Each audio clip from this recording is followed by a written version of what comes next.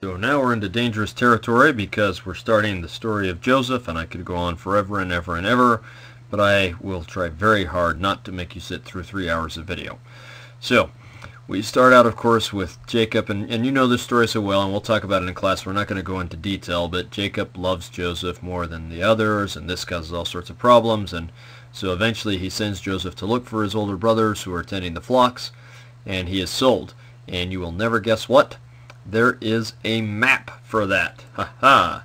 I've made this map because I knew you really wanted it. So they start out in Hebron, and this is just to give you an idea. I mean, this is a long, long ways. He starts out, he goes past Salem and past Bethel and up into Shechem, and that's where he thought his brothers would be, and the place that they'd kind of held and contained or controlled there in Shechem. But he learns his brothers have moved on, following the flocks and their nomadic lifestyle, so he goes all the way on to Dothan.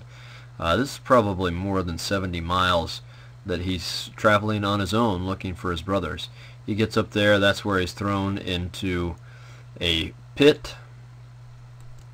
I knew you would want to see a picture of me as a young man being thrown by my roommates into a pit in about this area, so that you would you can understand how they would feel the same way. In any case, he's thrown into a pit, and then he's sold to this group, a caravan coming to sell goods in Egypt, and off they go on their way. And of course, as we want to get into Egypt, there's a map for that.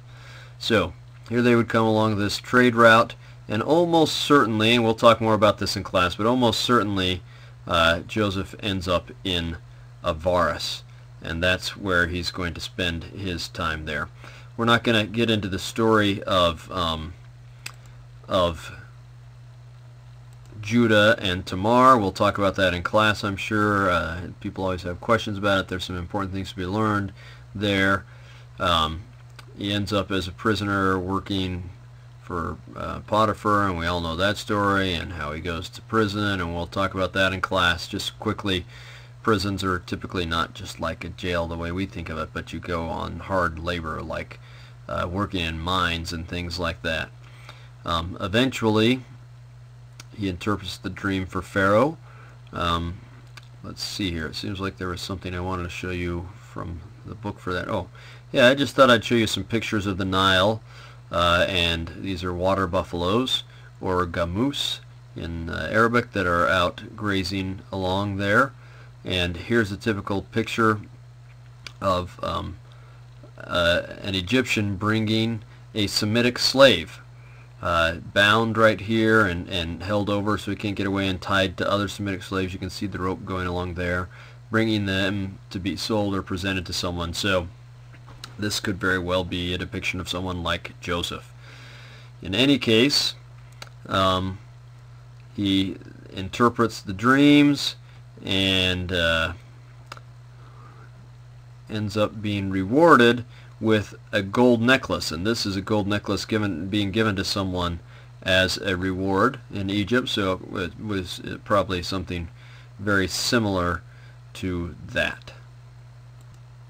Now again, we're not going to go through the whole story, you know it very well, but there was one other thing I thought would be worth showing you, and that is a picture of some granaries. These are from later, as are the other pictures from Egypt that I've been showing you, but this is from a later time period, but it probably gives you a decent idea. You can see these 3 granaries, these dome-shaped things that have kind of fallen apart. These are actually at the Ramesseum.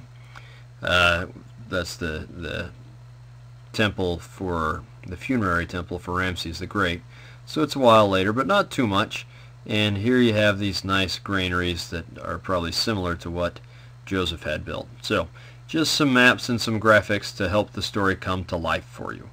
Does it feel alive now?